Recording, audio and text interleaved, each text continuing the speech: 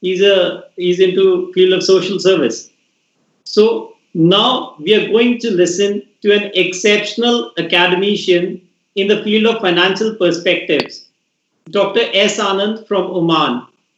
Presently, he is heading a very important portfolio as Director, Postgraduate Studies and Research at College of Banking and Financial Studies at Muscat.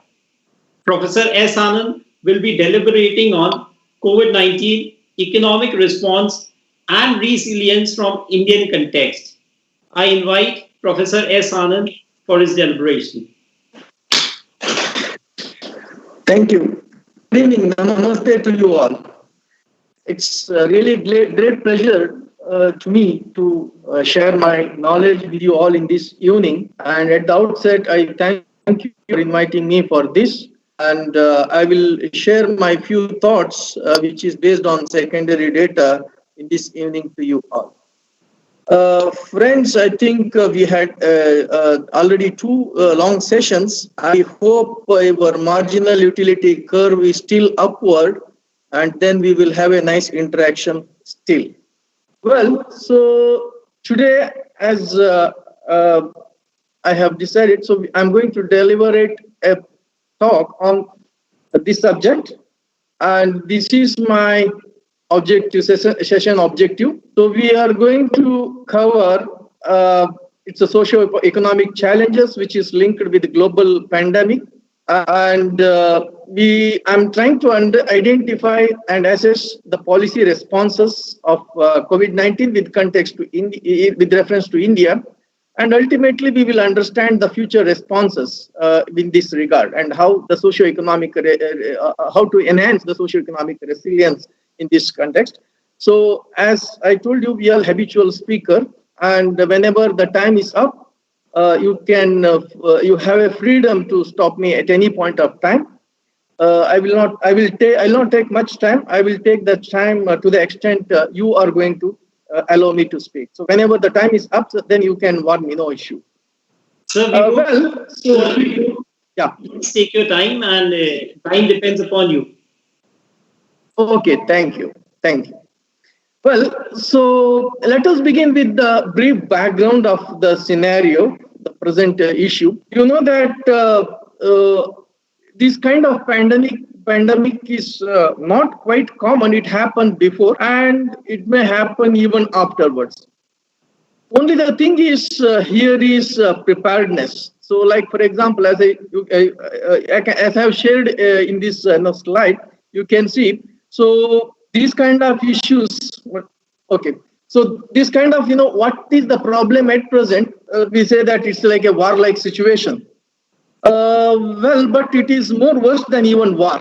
So if there is a war, only 1 or 2 or 3 economies or countries maybe get affected. But today, you know that almost 213 countries, including all union territories altogether, 213, they have been suffering from this pandemic. Had it been war and all, it's only related to only few economies. So that is a big difference here. And then if you look at the last 700 years, there are similar stories like 15 or 16 episodes like pandemics. You can see it before. Only the thing here is it's like we have been traveling smoothly in a flight or something. So what happened today is it's like a sudden jerk. It is totally unexpected, and all of a sudden it happened. So that is the reason the whole economy is now facing a severe problems. Well, so if you look at the Asian scenario, even for Asian scenario also, so it is not the first time that Asia is dealing with such pandemic or epidemic. In this region, we had a similar kind of situation, but the severity is not that much. Like if you take the example of 2003, the region has experienced with the SARS problem, and 2008 and 9 H1N1, and 2015 it's MERS, and today it is COVID-19 coronavirus. Like it all started with, as you are aware, that it started with Wuhan, China, and then it spread to Italy, then it spread to Spain, and some other European countries and Middle East, India, Africa, all together. So now there is no such economy now which is free from coronavirus totally. So this danger is still there. So the severity is sensed only after 11th March when the World WHO has declared COVID as a global pandemic. This declaration indicates the severity of the disease, the speed of the contagion, and also the immediate need of the government and policy measures to handle the present scenario. Well, with this brief background, let us come to the introduction stage. So basically, world economic landscape today is dramatically changed across the world for the last 6 months. So today, there is a global health crisis which there is no such precedents before. Today, we can call it as a living memory. So such a big crisis which was not happened. We have heard before that it happened like in times of Spain flu or else even during the plague also. But this is a legend. This generation have not experienced this. So basically what happened, this has triggered severe economic recession. It has come down to the level of the century, and which has caused enormous damage today to the public health, job loss, and also totally the well-being of the people. So if you look at the economic shutdown all over the corner across the globe has totally disrupted the billions of lives, and it has also jeopardized the life and developments of the whole economy.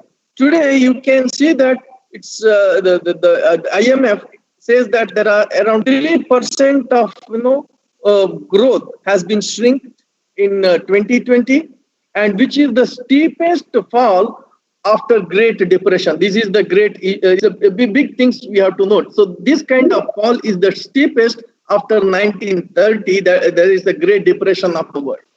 So coming to the direct consequences, what happened with this? So there is no doubt, I have put it in red color because this is the data just, today's afternoon I have taken. By the time I am going to deliver, this number might have been changed. So today, 10.11 millions of confirmed cases across the world, and recovery is around 5.48 million, and over 0.5 million deaths globally. And 213 countries have been totally affected with this. One interesting thing is it started with China, but today 90% of the Chinese activities has totally recovered. And when it comes to the cases, today the 90% of the cases is not more than 90% of the cases is now outside the China. Look at the paradox. So today China has come back to the normalcy to the extent of 90%.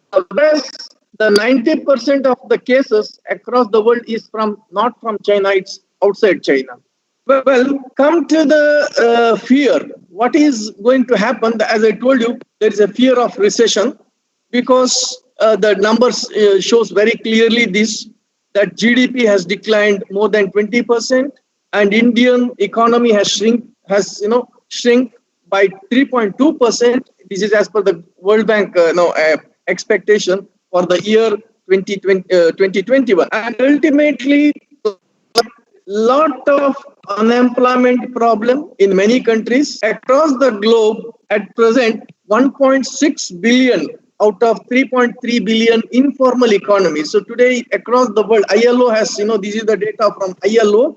So ILO has, identified that there are 3.3 billion people are working in informal economy, informal sector.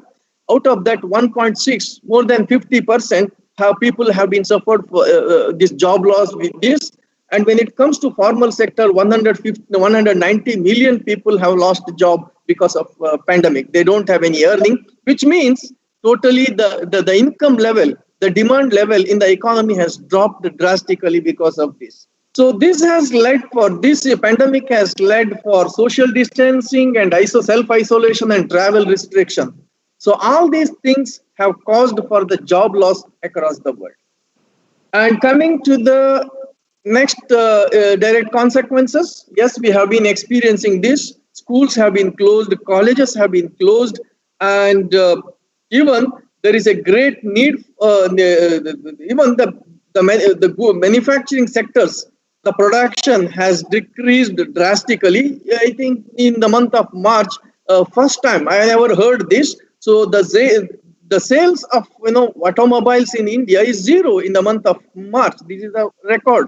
So there was March and April. There is no sale. I think it's in the April. I think the zero sales. This is the such kind of things have been severely affected with this coronavirus. And then direct consequences is there is a immediate need of medical supplies, and the food sector especially has in great demand, as in our previous speaker, from the perspective of New Zealand, he suggested that the people started storing the food articles for the requirement of 3-4 months. So there is all of a sudden the demand has increased to a great extent because of panic buying and all.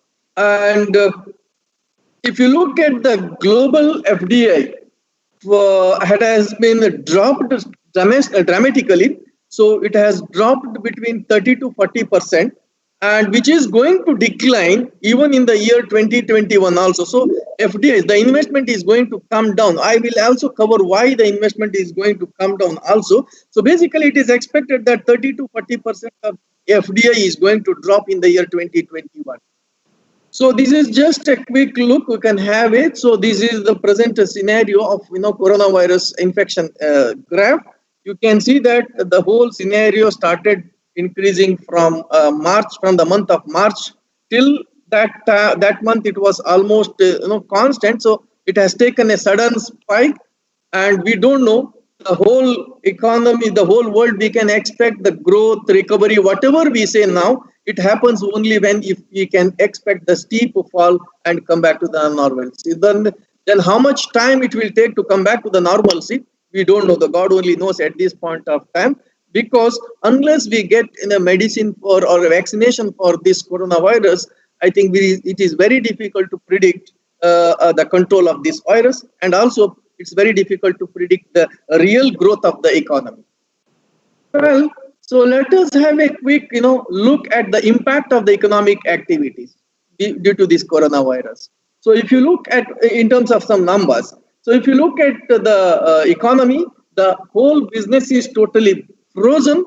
As per the ILO record, 436 million enterprises today are across the world are at high risk. High risk in the sense they may not come back to the normalcy, or they may go also bankrupt. So this is the high risk situation at present we have. So across the world, it is not just Indian situation. So there is a sharp rise in unemployment. This is another socio-economic problem. As I told you, the number I have already clearly indicated to you. So Indian number I will touch later. So basically there is a sharp rise in unemployment. You know that recently I was hearing one discussion with the BBC with the World Bank people, World Bank executives. He was telling that this coronavirus has spoiled the life of many people across the world for the last 6 months. The danger situation is that some people life may come back to the normalcy after some time, maybe 3 months, 4 months, 1 or 2 years. But the dangerous thing here is some people's life may not come back even after the normalcy. So this is the very big socio-economic problem which may emerge, or it may arise in the near future. And when it comes to inequality, you just see it has increased the inequality among the society. So because the 60, that is basically because of 60% drop in the income level. So people, as I told you, more than 50% of the workforce, this number indicates 60% drop in income level means they have lost their job. So that is going to lead inequality, big social inequality in our economy. It is not just in India, across the world. And yes, this has led a steep decrease in the government revenue, because there is no economic activity means no revenue to the company, and there is no taxation there is absolutely no revenue to the government. Instead, there is a huge increase in the expenses. So there are some economies across the world, they have been lost their cash reserve and they are running their economy with their general reserve. Some economies have enough balance in the general reserve, and some of the economies they don't have enough reserves. Maybe for 6 or 7 months may be enough. So after that, if there is no economic activities, what is going to happen? There is again a big question mark here. And then, of course, this issue no need to touch. It is totally collapsed. Tourism as well as hospital industries. Now the business is zero. And when it will be starting, even some of the countries, as I think, yeah, as of some of the previous speaker, informed yesterday, and even yesterday's speaker, I think Dr. Professor Paul was also telling that in his country the economy is open, but the people are not going to the hotels. The people are not going to going for tour. So basically, there is no confidence among the people because there is no clear solution, the complete solution for this problem. And there is a total disruption of supply chain. Yes, especially in agriculture, I think the people who is producing perishable product, they have got a severe problem for this because they have a output, but they are not able to supply it in a proper way because the supply chain was totally disrupted. And there is a total disruption of education system. Yes, the classes are going on, but the students are finding it. Some students are finding it easy, but when it comes to basic education, how can you make first standard, LKG, UKG, second standard, third standard students online classes? I heard some schools are making even online classes for at that level also, but there I think the student will learn a lot, not with computer. They will learn a lot with mixing with the people, mixing with fellow students. So that is what they are missing. And again, question is how long it will continue. There is no clear answer yet. And there is a reduction in consumer activities. Absolutely, the purchases has the buying from the consumers has now what kind of buying is happening today? Just essentials. Other than essentials, nothing is happening. Even shops are opening, but people are not buying because they are very conscious now for spending. Now people are spending only for essentials, and they stopped completely for like. How many people are buying for if as a new mobile phone, if it is launched in a hypothetical situation, if the new mobile phone is launched, how many people are buying? I think they will think 10 times now buying. So that impulse buying, I think is completely now stopped. And basically, an economy will grow only if the people start spending more than their consumption. Like for example, if I wanted to buy and if I buy only one shirt, the economy will grow in a conservative manner. If I wanted to buy one shirt, in that place, I found some 3-4 good shirts, and if I purchase more purchases, and that will be a good for the economy. So the consumers now spending only for essentials, and then non-essentials or luxuries, it is totally stopped, which is going to affect the economy quite seriously. And there is a drastic fall in fuel consumption. Of course, the price has fallen drastically. I think $18 per barrel. Also, it went down. It's when it comes to Oman, petrol price. I'm telling you. So this is, I think, one of the lowest in the last 15-20 years. And now that the oil is available. The oil exporting countries are facing severely with it. Their revenue has dropped very drastically. If you take the example of Oman, so the price of Oman petrol is around 45 per barrel. So it is coming around. Sorry. Okay. So the price of Oman is around 45 barrels, whereas to meet the fiscal deficit, the price of the Oman petrol should be $82 per barrel. Like you just see, there is a 50% drop in their revenue. They are expecting 80, whereas the trading price is around 40-45. See, this is going to affect severely, especially oil exporting countries. Whereas when countries like India, it's an opportunity for them to buy. But only China is, enjoyed the price fall because they have a storing capacity. But other than China, none of the economies have taken the advantage of this oil price fall because of two reasons. One is supply chain disruption. Another reason is, storing capacity. India did not utilize this opportunity because of storing capacity. And ultimately, this is very important thing. The whole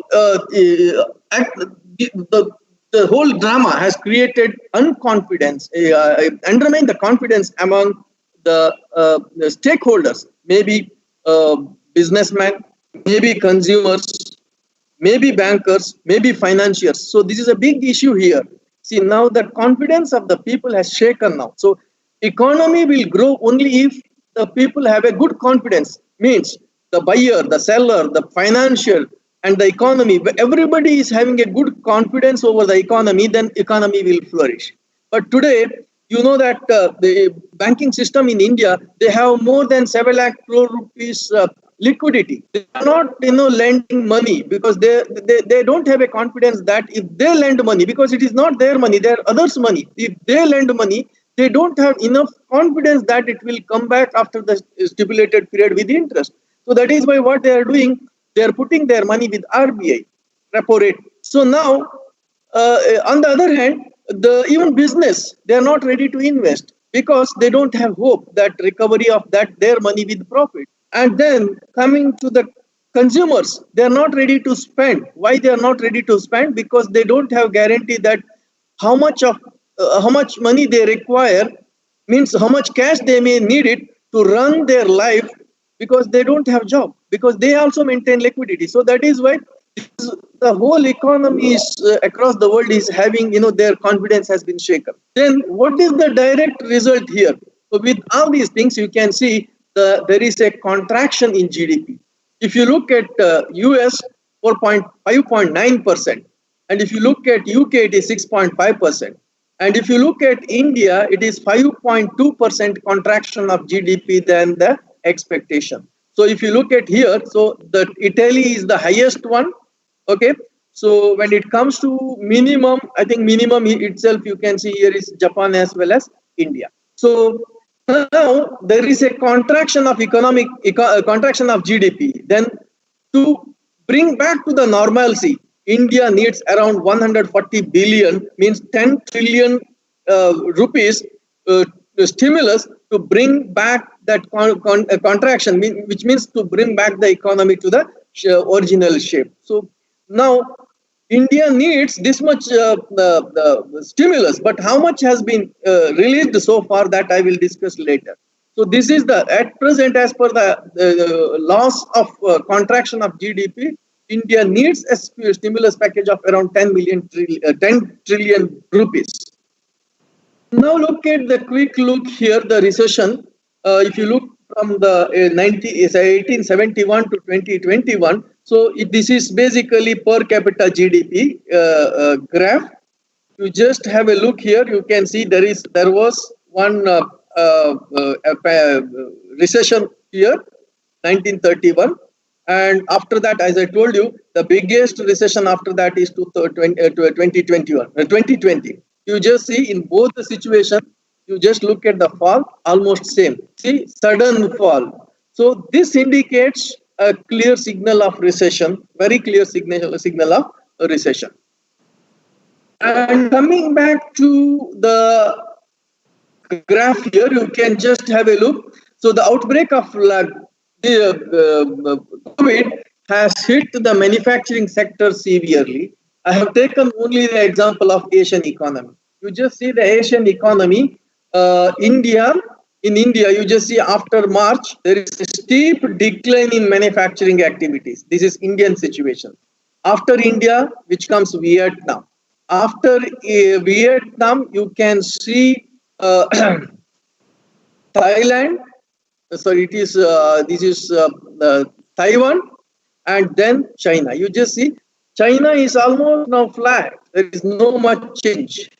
Whereas India's manufacturing activity is steeply among all neighboring country. The manufacturing activities of India has severely affected because of coronavirus. Which country among Asia which is not affected is China.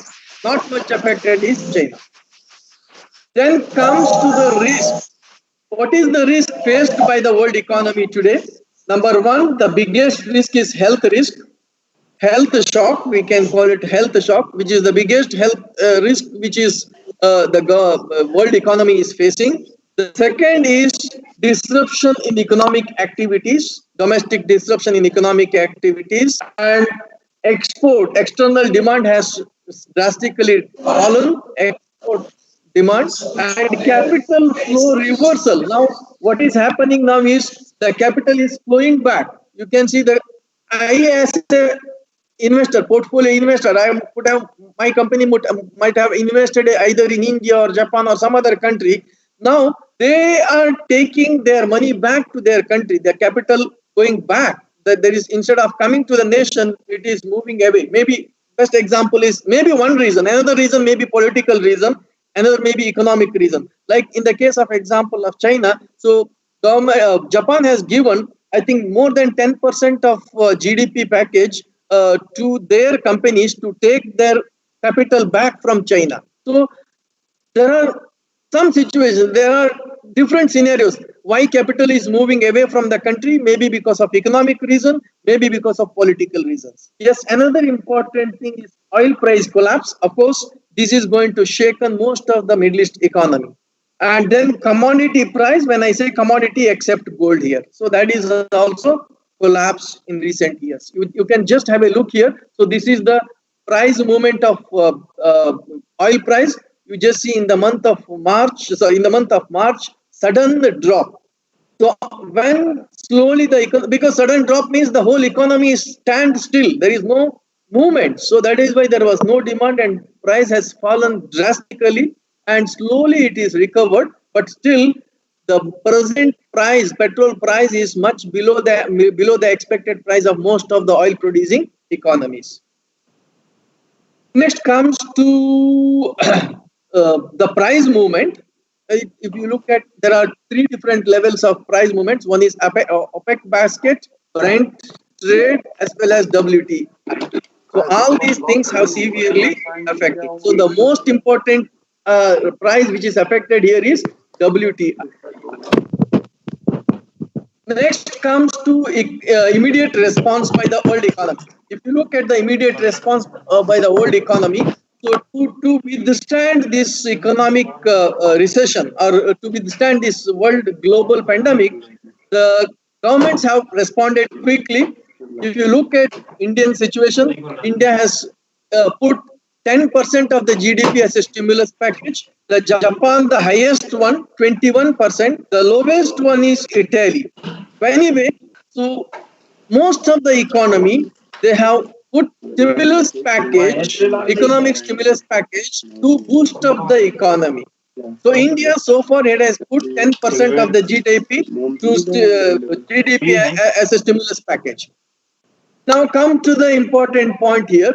So you can see this is a graphic representation. Here you can see the 3.5%. Actually now it is 10%. It is old data because this graph has prepared when Government of India declared the first package. Now it is 20. So this indicates the stimulus package offered by various economy. Again, the Japan stands the top, and second comes US, and the scenario goes on.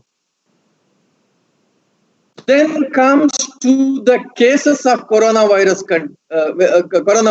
You just see here the various scenarios have been given. So only Spain showing fall in the number of coronavirus cases. Italy started facing a severe problem somewhere here, but somehow it started showing declining. That's a good sign. And if you look at the Korea, fallen steeply, and again the second wave started, and again they are able to control, and the movement is like it has fallen and recovered, and again it is showing falling strength. The biggest problem here is India, you can see here, India is not showing not showing reversal movement. It is still showing upward movement, and even Brazil also, and Russia, of course, it has shown upward and now showing downward. And again, what I'm trying to say is at this point of time, but we don't know what is going to happen tomorrow. There may be like look at the case of South Korea. It has fallen drastically, and again it has taken a turn. So as of now, this is the scenario. So India has not seen the reversal. It is still showing upward movement, and above that only Brazil. Otherwise, the rate is going on like this. Yes, this is one important thing. So now you know that there are big to control this. There was lockdown, and then what happened later on? The lockdown is not. It's only a quick fix, but how long you can close the economy? The economy should run. Otherwise, you should have enough cash, as I told you.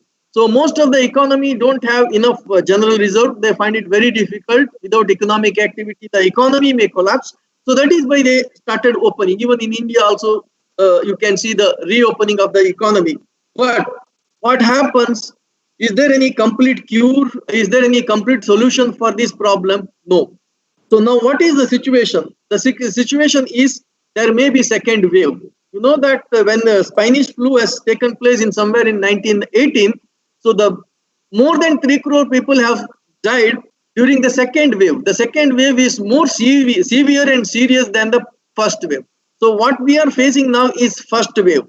So the second wave, before the second wave comes, then if we get a solution, I mean vaccination, then the second wave may not take place. This is the second wave. So this will, this is this is the scenario, a growth rate scenario. Now, because of coronavirus, what happened here is it has suddenly dropped and it is recovered now. If there is no second wave, then it is grow like this. Still, you can see this much gap. It is not come to that level in the near future, but it may recover like this. It is like V-shape recovery. But V-shape recovery, is it possible? We don't know, actually. So now if there is a second wave, then what is going to happen? The gap will not be this much. The gap will be this much. The gap will even go up. So that is why we don't have any clear answer for this. This is just a prediction. So if everything goes well and situation is controlled, then the gap is only this much, the growth rate gap. That is, we cannot say that it is going to touch like this. It will not touch like this in the near future, at least in the next 2 years. So there will be a big gap.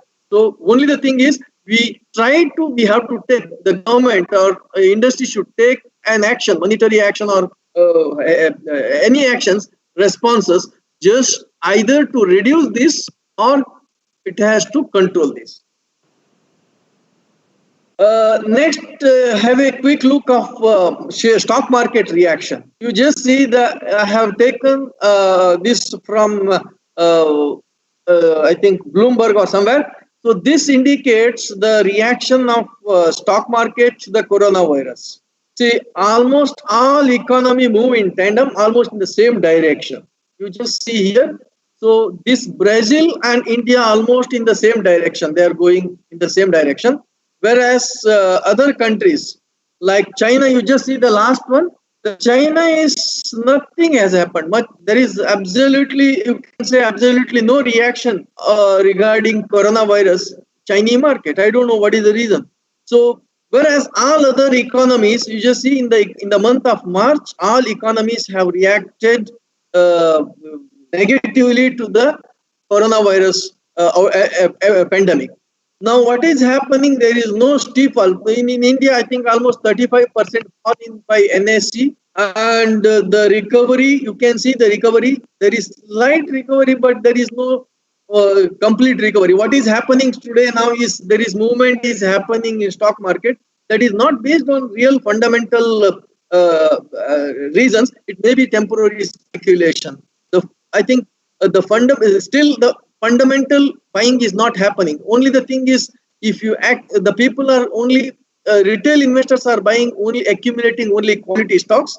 Otherwise, still still there is a time to recover stock market.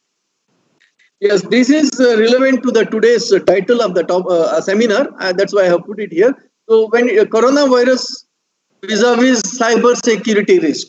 This is the study made by Protiviti, international consultancy agency.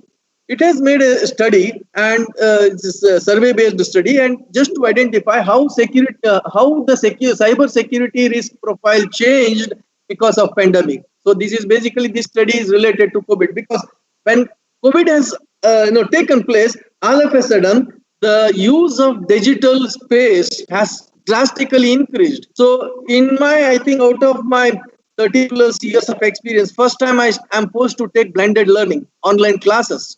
See, similarly, people never experienced earlier. I think we used to hear that there are some IT companies are working with work from home model. But today, most of the companies or most of the employees are working from home. So for them, the main source is digital space. So that is why you can see how digital space is increased, usage is increased. That you can see with the stock price of Bharati Airtel. Bharati Airtel price has increased dramatically. It has 1 year back it was around 200 or 250. Today it is 550 plus. So this is the one stock. Only healthcare stocks as well as IT stocks have responded in an opposite direction to pandemic, that COVID-19. So what I'm trying to say is, because of this digital usage of digital space due to pandemic, the security risk profile has increased. This is not my feeling. It is 56% of the respondents says showing an opinion that the risk profile of cyber security has increased significantly, and 36% means totally you just see that 56 plus 36, 62, 80, 92. Almost 92% people felt that there is an increase in the cyber security space. Only 8% people felt that there is no change, it is same. When it comes to cyber security risk, which are the areas? So what are the top cyber security risks faced due to pandemic, COVID-19? So again, as per the same survey, privacy and security is catching the 24%. I think it is very evident. Like immediately after that, there was hangama went on. That is, Zoom has captured the private data. This, that, and all happened. Well, so the big question mark here is the risk. The data privacy and security is the biggest risk. Next, phishing emails, second, and then comes to unmanaged devices to connect to the corporate network, another component which carries 18% weightage, and then secure access to applications which carries 17%. So lack of risk assessment for these scenarios is 15%. So these are the various dimensions of risk with regard to COVID-19. It's basically cyber security risk. Well, so this data indicates that what is going to happen and how quickly, how much time it will take to come back to normalcy. This is basically World Bank data. So World Economic Outlook projection by World Bank, which shows that in 2019, as per the the percentage change, they are expected in India that percentage change is 4.2%, but in reality, what is going to happen is 1.9% change in economic outlook. So now what is going to happen? So if you look at the case that is from January to till date, that is minus 3.9%. And then if you look at October 19 to till 2020, it is minus 5.1%. Now the question is, India is going to lose the tag of fastest growing economy to China for next 2 years. This is the projection of World Bank. So this is what I explained in the previous slide. So the biggest thing here is the Human Development Index. So as per the Human Development Index, you can see because of global pandemic crisis that has been severely affected. So 2020 stimulates the change in COVID. So the SDA, the global SDA, Human Development Index across the globe has fallen negative. It is, see, from 1990, if you take, it never shows any negative growth in SDI, Human Development Index. Only in the year 2020, it is going to affect Human Development Index. Otherwise, even you can see there is a recession here. There was a recession here, global financial crisis.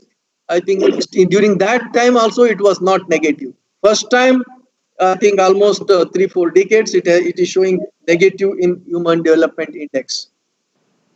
So then what is the repercussions? The repercussion, number one is rising risk of emerging market debts. Because there will be most of the emerging markets, if I look at this here, so most of the emerging markets are going for international capital market to borrow. So at present, as on April 2020, so emerging markets have borrowed almost 8.3 billion by way of issuing the bonds. I think recently you can see the government rating, the rating for government has come just above the junk. So above the junk means what? So basically it shows that when you go for next time to the market, you have to pay more interest.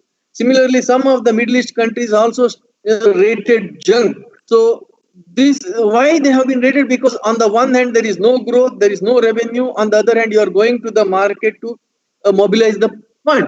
So that is the reason. So the ratings, country ratings is going to be junk in many cases in the near future, which is going to affect this access to the bond market, international market, to many countries. And then after Second World War, there was heavy taxation taken place to pay back that debts.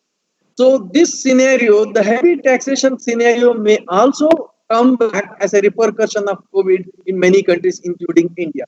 And next comes one of the important scenario now is de-urbanization.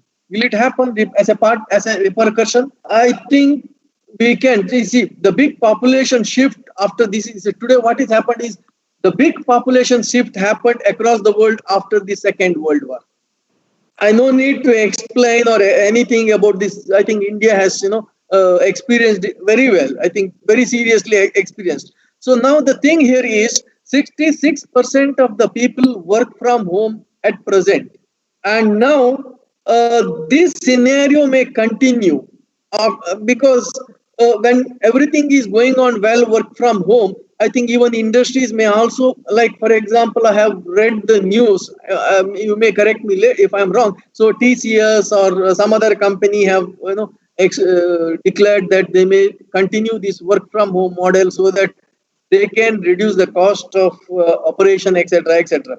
Well, so this is one kind of change you can see, which may, like for example, in order to work, people no need to go to metros.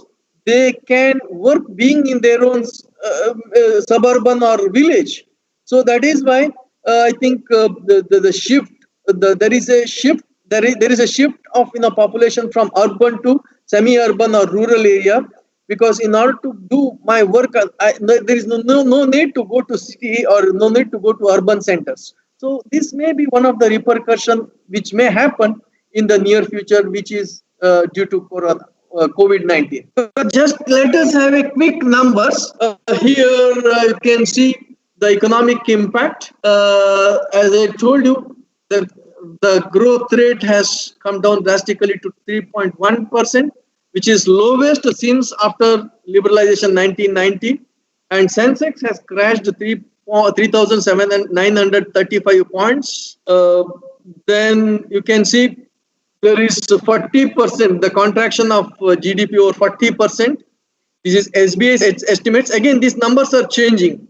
I have taken different different rating agency have made their own prediction. And unemployment has gone up from 6.7% to 26%. Today, 14 crores people have lost their job in India, and their salary cut also taken place. and 45% of household drop. There was a drop in the household income by 45%, and 32. There was a lockdown recently in India. I think has been opened in some of the states quite recently. But during the complete lockdown, per day the loss was 32,000 crores, which is almost equal to but 4.5 US dollars. Every day it was the loss, and 53% of business in the country were projected straight away affected by the coronavirus in India. 53% of the business houses. And then supply chain is totally disrupted. No need to explain for that. And informal sectors and daily wage earners have been at the most of basically informal sector as well as daily wage earners have severely affected with this coronavirus. They even don't find it very difficult for find a meal for the day, because totally their life will go only if they work for that day.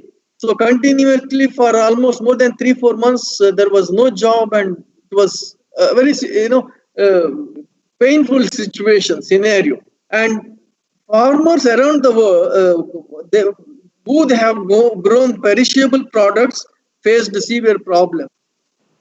And when it comes to estimated impact on coronavirus, the between April and June, so it has severely affected the business growth rate. Has This is the growth rate. The growth rate has come down 17.3% for financial, real estate, and professional service together. Next, mining growth rate. Next comes electricity. So ultimately, you can see only the agriculture is having a least. There is a negative growth, but the least negative growth is for agriculture and fishery and fishing, because these are essential products. Otherwise, the significant fall is under financial, real estate, and professional services. So you can see here also, this is the overall. If you take the average, this is overall growth rate negative is to the extent of 9.3%. And when it comes to impact of coronavirus growth rate, automotive industry 23%, whereas come to the telecom industry, very less, it is only minus 3%. Rest and all comes in between. So regarding export, look at the case. The severely affected sector in India for export is gems and jewelry. 98.74% fall in their export during this period. And the least export is rice, because it is there is a fall here, but this fall is not because of lack of demand, it is because of supply chain problem. So the least fall for growth export is rice, highest is gem. After that, leather, electronic goods, like that it comes. An impact on stock market, you can see, have a quick look here. So only on 23rd March, Indian stock market has crashed to a great extent. Sensex fell by 4,000 points and Nifty fell by 1,150 points. However, it has recovered, but this fall, it has recovered, but Sensex posted its biggest gain in 11 years, that is after 23rd March. So coming to Indian rupee, so Indian rupee is most affected currency across the peer in Asia, so which is severely affected, whereas these two economy, which is not much affected, it's still the growth. It is not come to the negative side. Philippines as well as Taiwan. Otherwise, among all Asian countries, the Indian currency has discounted, or the price has fallen drastically. So this is basically, there is a relationship is shown here. So this this is GDP rate, and this is currency rate. This is rupee rate. So you can see there is a relationship. So it has fallen because it is going in tandem with GDP rate. So Since GDP has fallen drastically, so even the currency rate also moved in the same direction. So, what is the impact on tax revenue? So, Indian GDP ratio, GDP to tax has fallen to 9.88%, which is lowest in the last 10 years. And then even among the India is way behind of OECD members in terms of tax to GDP.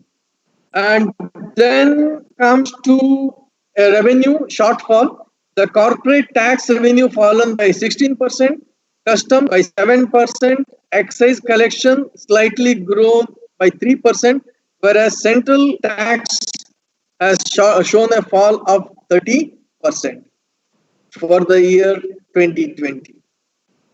Well, so impact of investors and consumers. This is very important. That's what I told you in the previous slides. So this coronavirus has severely impacted on the confidence level of investors as well as consumers. You just see here, it is not just in India. You can see this even in 2020, the confidence, consumer confidence index shows even this is US as well as Europe as well as Japan. So in all other countries has fallen drastically due to coronavirus. So now what is going to what is the scenario now? The investors are going now worrying, like even business houses are worrying to make additional investments because unless the things stabilize, they are slightly panicked to make any further investments. And there is a shift in spending pattern of the consumers. Like for example, people started avoid buying shopping malls and avoid going to hotels, cinema, tour, travel, etc., etc. So this is one shift you can see. Even if the economy is open, but consumers are not, moving towards shopping malls, hotels, cinema, etc., etc. And public transportation is open, but still people are not traveling because they're not having any confidence that they feel that if they go out, then they may get infected. So that is why even public transportation in some of the states it is open, but still it is not going on well. And even you can see there is an uncertainty. All this happening because of uncertainty and how this pandemic will evolve in the near future. As I told you, whether the number will go like this or come down. So there is no question of falling for time being unless we get a complete solution for this.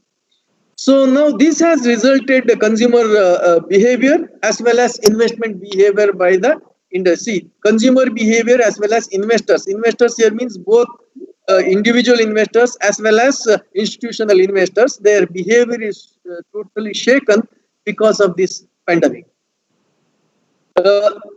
If I don't have, this is the story you have. If I don't have time, then I can shift to the next slide. This is the policy. Pardon? Yes, we'll have a separate session exclusively for yourself. Okay, fine. So then what I will do is I will just move on to this is the policy responses. You know that this is the government of India's response, and then you can have physical responses also. I think this is what we have understood already. So this is very important. That's why I'm taking this. So the major concern for these economic packages, see the size of the package which is provided by government. Is it enough? As I told you in my second slide, it's not enough because the loss, the size of amount of loss, a daily loss was around 32,000 crores, and we need even more. And that's one thing. Second one, did we address all sectors? That is also one question. So we have given some package, but considering only the severely affected sectors. There are many sectors which is affected, but not severely, but they have affected. We should also take care of such sectors also. So there should be a proper plan of sectoral plan should be done by the government immediately to disperse these packages. Now, the government has declared the package, but has it been dispersed properly? Has it reached properly to the right person? It is still a question mark. So now the question is the recovery will start, how quickly it has dispersed and reached to the right people, right company, and it start making use of that package. The next is, as I told you, not all firms needed would be targeted in the package.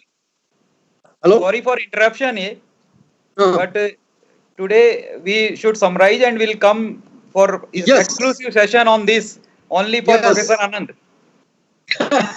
Thank you. So now, ultimately, so I will make it. I will take only 1 minute, and I will conclude. 1 minute. Yes. Okay, fine. Thank you. Okay, fine. So now you just see here in this graph. This is very interesting graph now. So with all these package, there are 3 shapes you can see. This is called V shape. This is called U shape. Actually, it should be U shape, but it's showing differently. And this is what we call it as L shape. Okay. So now V shape, with this stimulus package, if it shows V shape, means now this is the growth rate, and all of a sudden it has fallen, and with all this package, which will come back and it will take the same direction. So this is a good scenario, actually. So will this happen? If this happens, this is a good scenario, best scenario. So this will be only temporary phenomenon. So it may not happen immediately. So as per the present expectation, it may take 2 to 3 years time, because we are already, the economy has already gone behind 1 or 2 decades. This is what we call it as U-shape recovery. So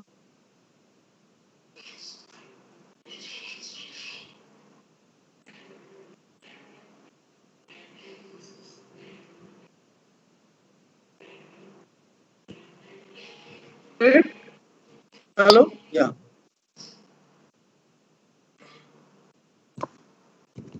Okay. Am I audible? Hello? Yes. Very much audible. Hello? Okay, fine. Okay, fine. Okay, fine. So now you just see here, U-shape recovery means we are now suddenly fallen, but it will recover, but the recovery will be at a lower rate. And the last one is this L shape, because we are going in this direction, then it has come down and it will be like this. So we are not reaching this level at all. So now this package, the government effort is to bring back to this normalcy. What happened is now sudden jerk. Okay. So with this, I conclude. So only the thing here is, finally, is there any right solution for this? I think as long as we are going to get a medical invention for vaccination for this, so no country is free from safe from this pandemic, and whatever the actions we are going to take is only quick fix. We hope that this vaccination will come soon to the world, and it will save the mankind, economy, as well as the life of all individuals. Thank you very much for the opportunity. I thank Professor Krishna Kumar Goyal for this opportunity.